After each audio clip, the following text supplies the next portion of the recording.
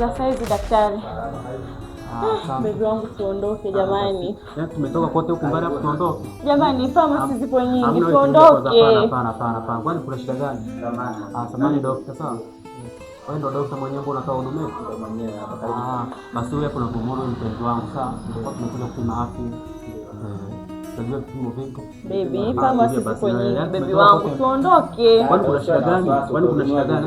Shida hamna, yani pharmacy zipo nyingi. Sidhani kama kuna umuhimu wa kukaa hapa. Tumetoka kote huko mbali hapo basi daktari mara moja ajao.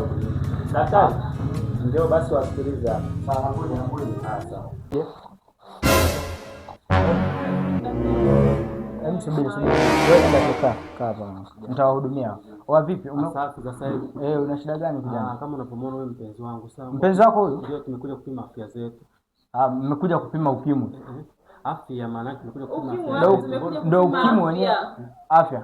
Si ni ukimwi? Kwani sikia daktari. Kwani huduma zipo wazi? Huduma zipo. Lakini nikwambia hamna haja ya kupima.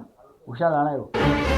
Mpenzi wangu ndio haina haja ya kuuliza na mpenzi wangu. Sasa nendeni. Tayari unao.